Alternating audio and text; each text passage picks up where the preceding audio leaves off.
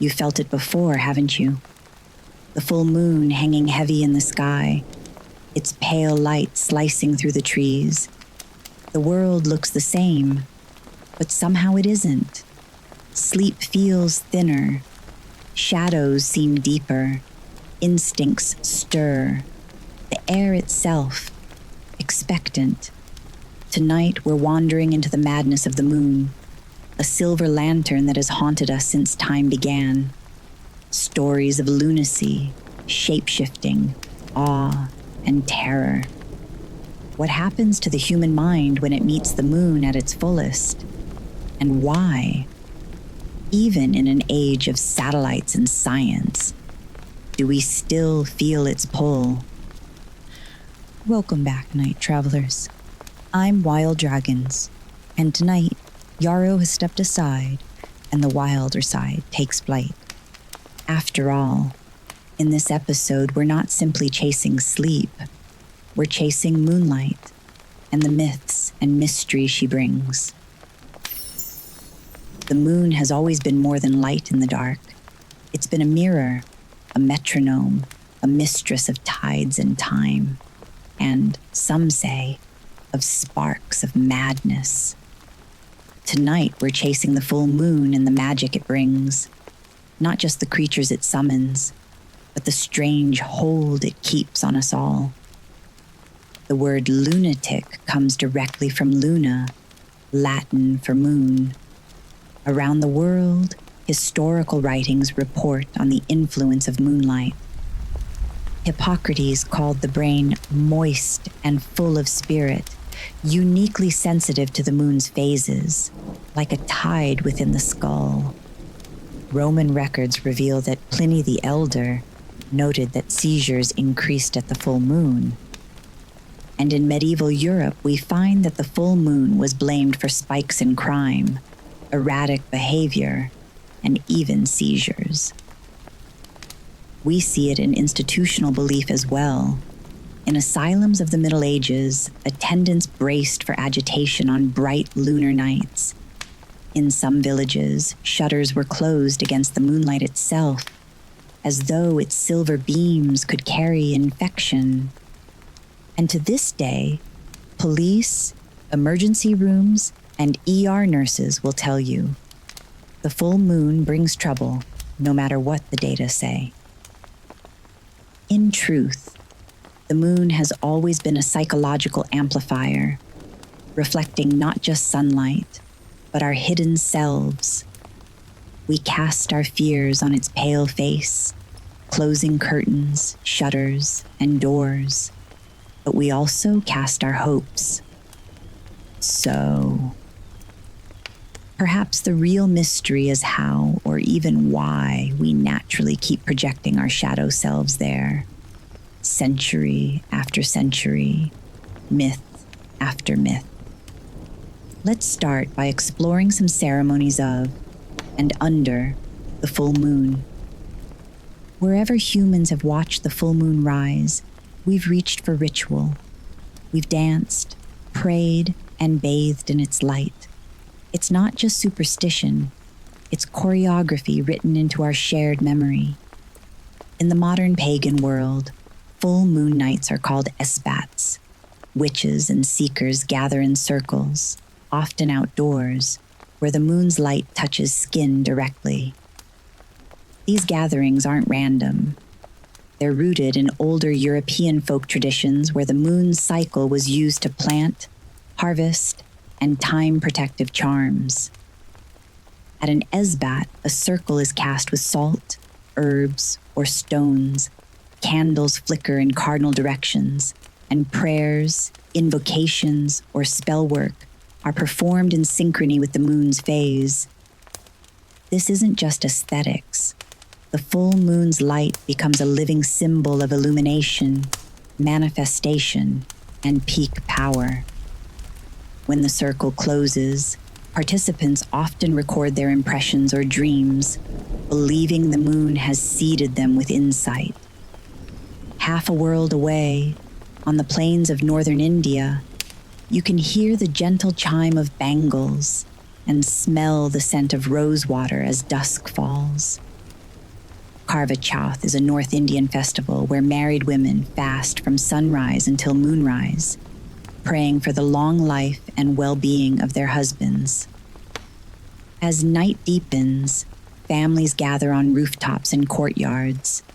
The women wait, dressed in their finest saris, henna staining their hands. When the moon finally lifts above the horizon, they lift a sieve to their eyes, looking at the moon through its lattice, then at their husbands, a symbolic gesture of filtering away adversity and strengthening their bond. This ritual, which appears in Hindu epics and regional folk tales, is believed to echo ancient practices of invoking the goddess Parvati, who herself is associated with conjugal devotion and strength. The full moon's silver light becomes a witness to a vow renewed each year. Our night's silver light plays a huge role in Bali, too. Here, the island itself glows under the full moon. The Purnama, literally full moon in Balinese, is a time when temple courtyards overflow with offerings of flowers, rice, and incense. Women balance woven baskets on their heads, carrying gifts to the shrines. Priests sprinkle holy water on worshippers as gamelan music shimmers in the background. The belief is that during Purnama, deities descend closer to earth and can bestow blessings. The moon's roundness is read as a symbol of wholeness and spiritual completion. By the time the moon reaches its zenith, hundreds of tiny oil lamps flicker, echoing its light across temple stones.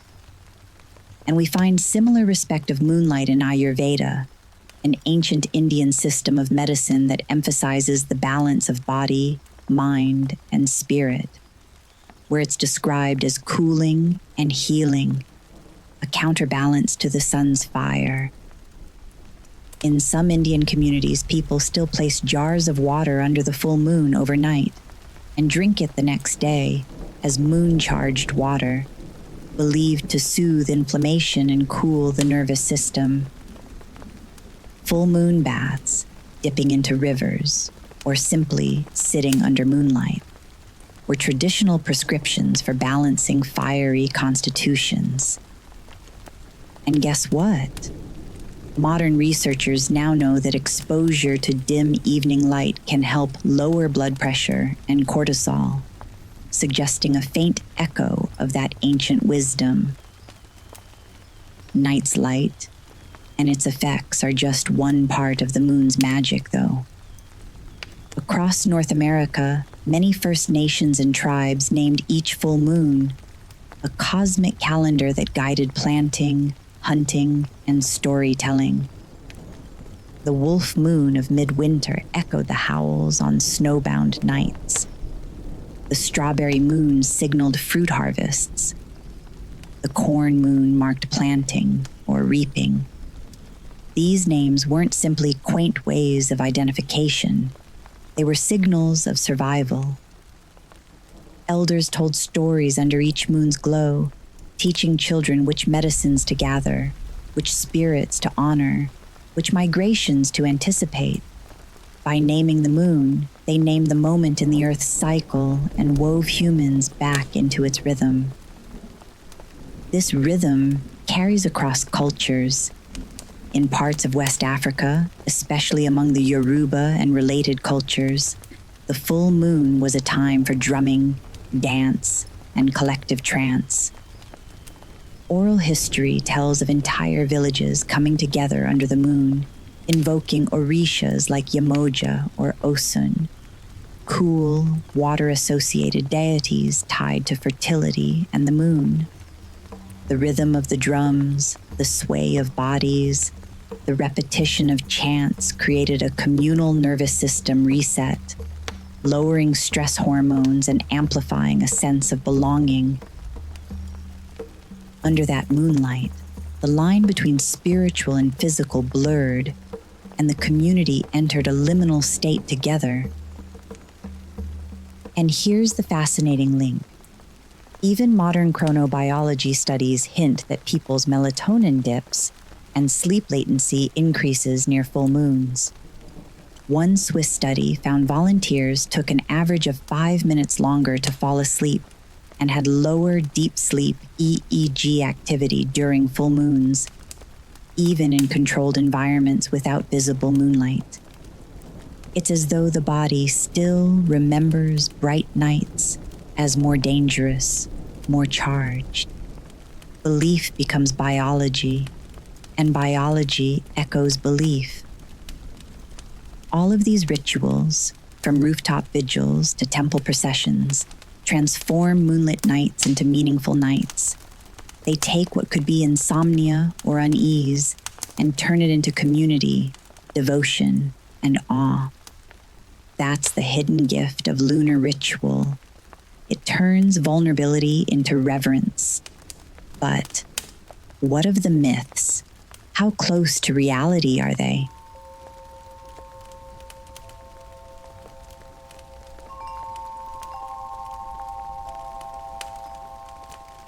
Well, you might say the full moon has always been a stage light, revealing not just the landscape, but something real and raw inside us.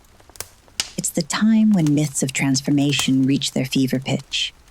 Not just the familiar werewolf howls, but 1,000 older, stranger stories where people shed their day selves like skins and become something else under the moon's silver gaze. There's the wolf-clad berserkers, for example. Long before Hollywood invented silver bullets, the Vikings had their own wolf warriors, the Ulfhednar. These were not mere soldiers, but cultic fighters who donned wolf pelts and swore themselves to Odin's frenzy. Saga fragments describe them prowling the edges of camps, fasting and chanting until, at moonrise, they fell into an ecstatic trance. Some accounts say they gained the wolf's strength and senses, numb to pain, howling as they charged into battle. Archaeologists have found wolf mask amulets and carved talismans near old training grounds, hinting at a ritual that blurred man and beast. The moon was thought to heighten their altered state, as though its light flipped a switch in their blood.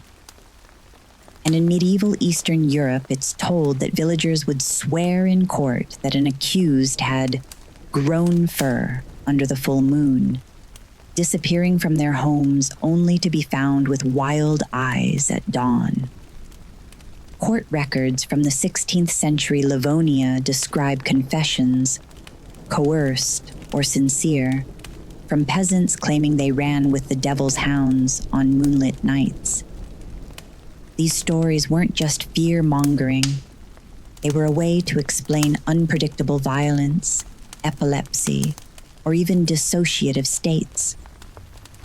The moon became both witness and judge, its glow casting unholy acts into sharper relief. And reports of moonlit transformation continues as we fly further around the globe. Across Mesoamerica, the Nahual was a shamanic figure able to shift into an animal form at night, often a jaguar, coyote, or owl, to travel through the spirit realm. Unlike the European werewolf, this wasn't always seen as cursed. It was power, ancestral, and feared.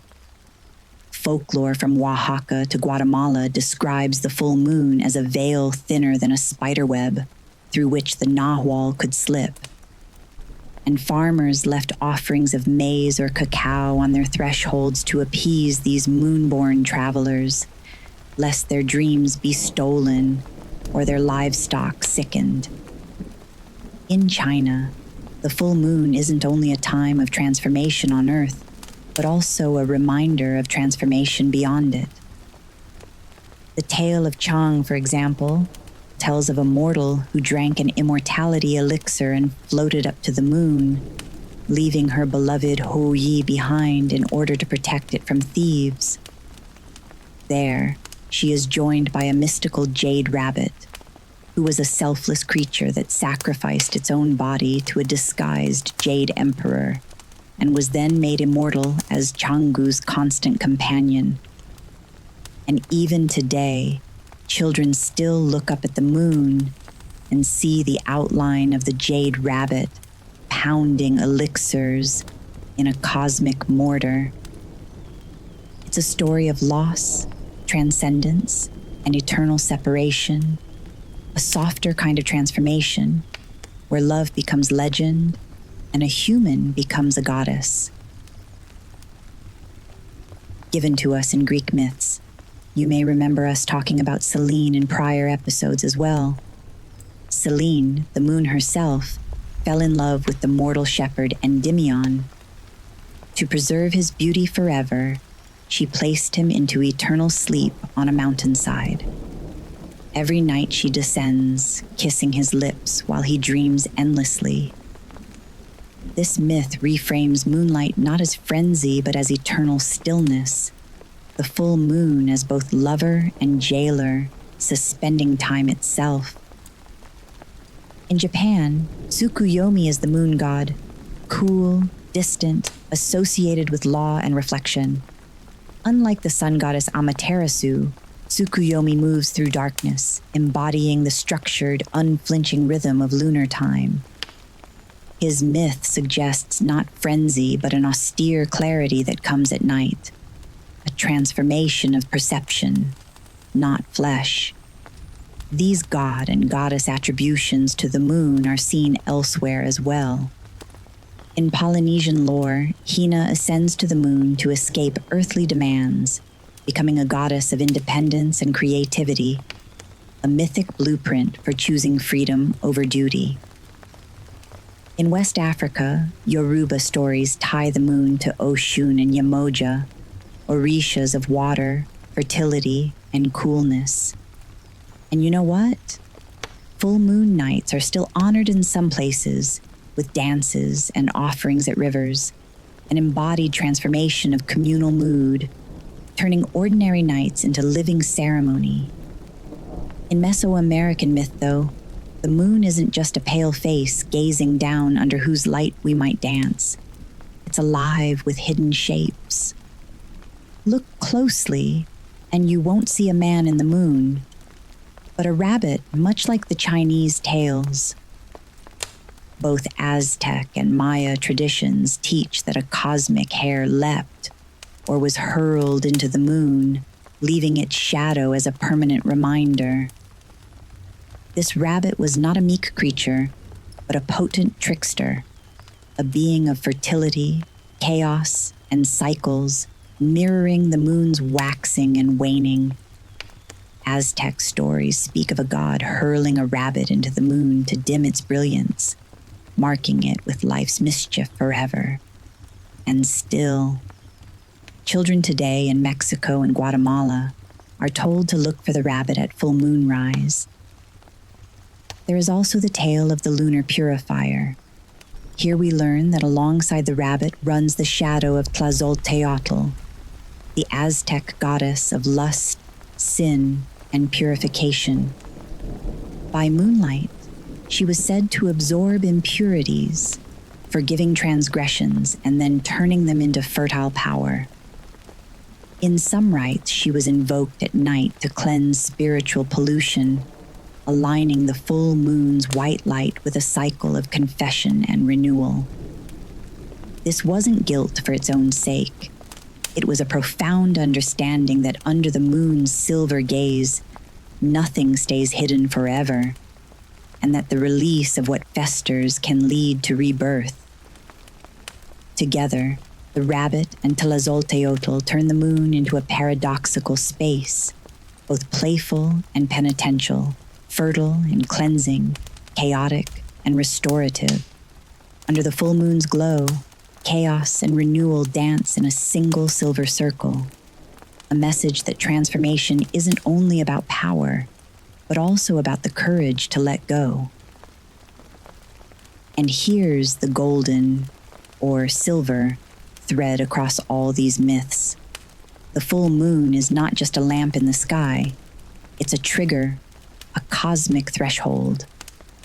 Under its light, soldiers become wolves, shamans become jaguars, mortals become gods, and lovers become legends.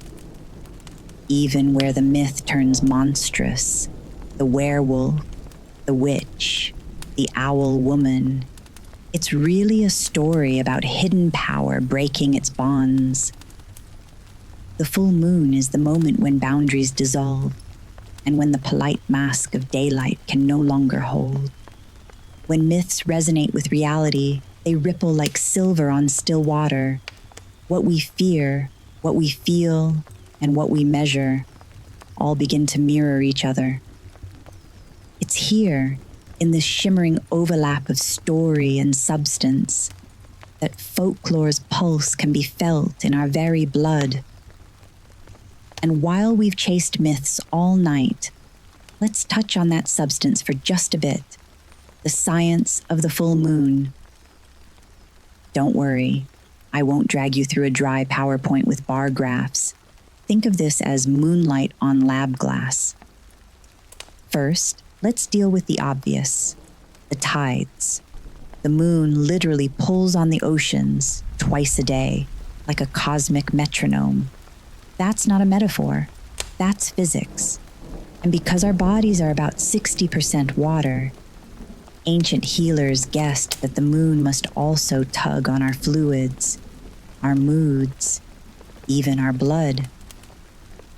Hippocrates himself wrote that whoever is seized with mania during the waning of the moon will be subject to epilepsy, basically saying the brain was like a tide pool, swelling and shifting under lunar sway. Fast forward a few millennia and we have, well, mixed evidence. Crime rates, ER visits, police logs. You've probably heard there's a spike during full moons. Some studies do show small blips. Others show no difference at all. One 2019 meta-analysis of more than 17,000 crimes found no consistent lunar link. So the data is as slippery as moonlight on whetstone. But here's the thing. Belief itself changes behavior. If people expect trouble under a full moon, and therefore have a ready-made excuse, they might drink more, drive differently, stay out later, or feel bolder. Human behavior shifts, and voila, the myth feeds the stats. Sleep science, though, is more interesting. A Swiss study in 2013 found that during the full moon, participants slept 20 minutes less, took longer to fall asleep, and had lower melatonin levels, even though they couldn't see the moon from their rooms. That's not just psychology. That's measurable physiology. Other studies since have both confirmed and contradicted those findings. But the consensus? Well, I'd say it all shows there's probably an effect, but perhaps not one as dramatic as folklore says. The fact that we might feel the moon without seeing it is, frankly, a little magical. And why might this happen? Think evolution. Brighter nights meant more predators prowling. A hunter-gatherer who stayed lightly awake during a full moon had a survival advantage. So your nervous system might still whisper, stay a little vigilant, just in case. It's like the world's oldest push notification.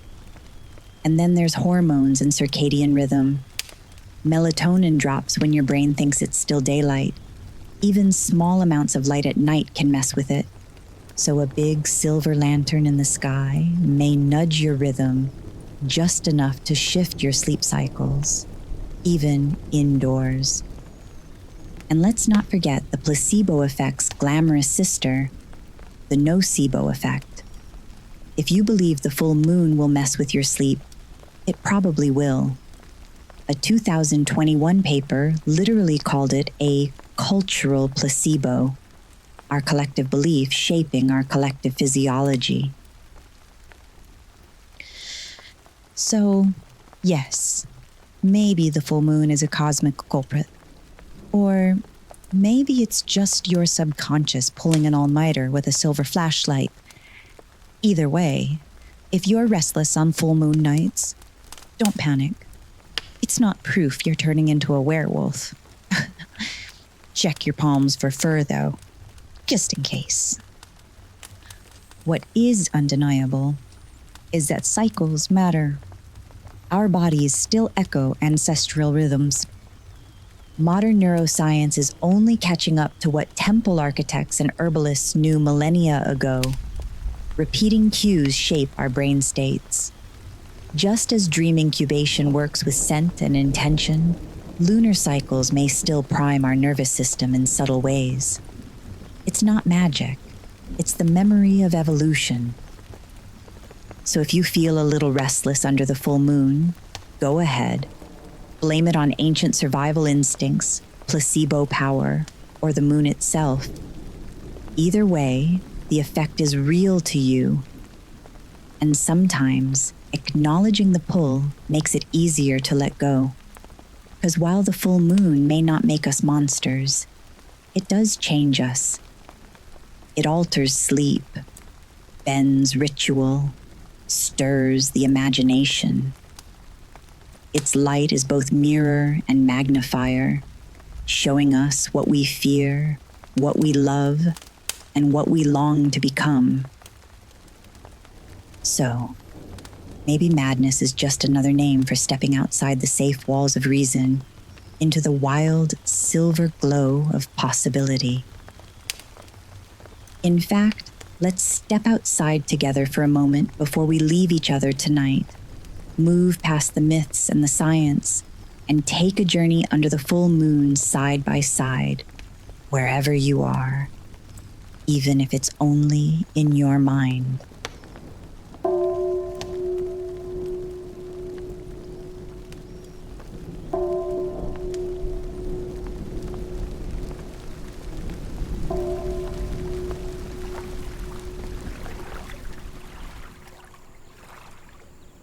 Take a slow breath in through your nose and exhale softly through your mouth. Again, in and out. Now, imagine you're standing outside at night. The sky is deep and endless. The lake at your side is still, a perfect mirror for the heavens. The cabin behind you glows faintly, fire settling into quiet coals. The smell of pine and cool earth drifts past.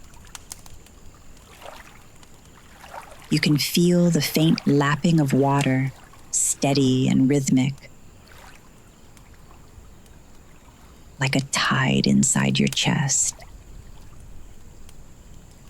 Above you, the full moon. Huge, luminous, alive. Its silver light spills across your hands, your face, your shoulders, turning your skin into a map of soft highlights and shadow. Every detail sharper, every sound deeper.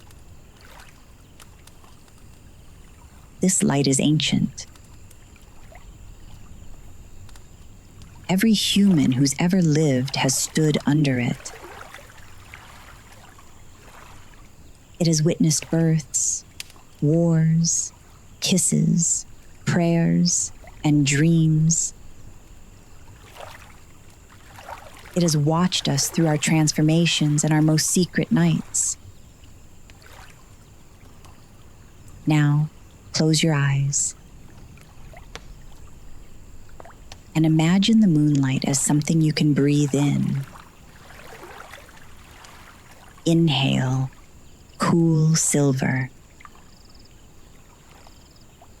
Exhale, old worries. Inhale, bright clarity. Exhale, anything heavy you've been carrying. Ask yourself quietly, what does the moon pull out of me tonight? Is it restlessness? Desire? A forgotten dream? The part of you that longs to transform? Let whatever arises drift up like a moth to the silver glow. No judgment. You might see an image. You might feel a memory stir. You might hear nothing but your own breath. All of it is valid. All of it is yours. And as you stand here under this imagined moonlight, place a hand over your heart or your belly. Feel your pulse.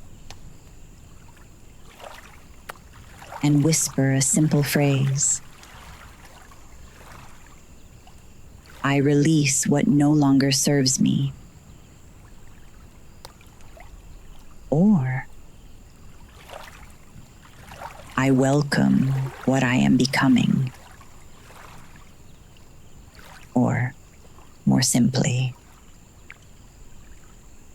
I am here. Let the moonlight spill over you one more time, like a soft veil. Feel it as a cool, shimmering waterfall, rinsing away the noise of the day. Notice your breath. Notice the weight of your body on the chair, bed, or floor. Your hands, your fingertips, the room you're in, the quiet hum of night. Recognize you've just joined a ritual as old as humanity. Standing under the full moon and letting it see you. Letting it listen and hear you. Take one last deep breath in. And exhale slowly.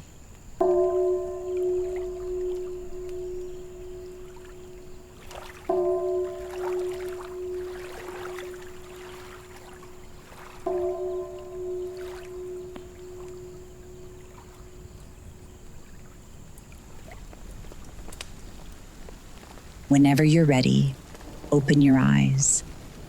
Find that the moon is still there, inside you now as much as above you. So tonight, tomorrow, any night you want to reconnect, step outside. Let silver touch your skin. Watch the way the moonlight paints every shadow sharper, every silence deeper. Maybe you'll feel restless. Maybe you'll feel called.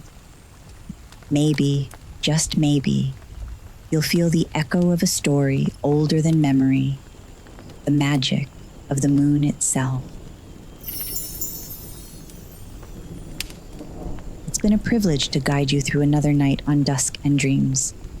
If this podcast helps you find peace, spark creativity, or simply offers a moment of captivating escape, please consider following or subscribing wherever you listen. Your support helps us build this community of night-minded souls. We're available on all major podcast platforms, including Spotify, Apple Podcasts, iHeartRadio, and Amazon, as well as many others. To learn more about the show or connect with me and the Dragons Dusk and Dreams team, visit our website at breakgrid.com or follow at Yarrow Diamond on Instagram. If tonight's journey stirred your imagination or left you listening differently to the night, share in the comments or reach out to me with your story. I'd love to hear it. And together, we'll continue to build this lantern-lit community for night wanderers. And be sure to check in on our next episode. We'll return on Tuesday with an episode on sleep hygiene, the science of a better night's rest. From circadian rhythms to the art of darkness, you'll hear how small shifts can bring profound rest and how to apply them to your own nights. Until then, if you feel the urge to howl, don't fight it. Let the moon find you. Let the wildness rise. Open the blinds, or maybe even step outside and reveal your inner self to the moon in her velvet blanket and let it cover you in acceptance. After all, the night listens back,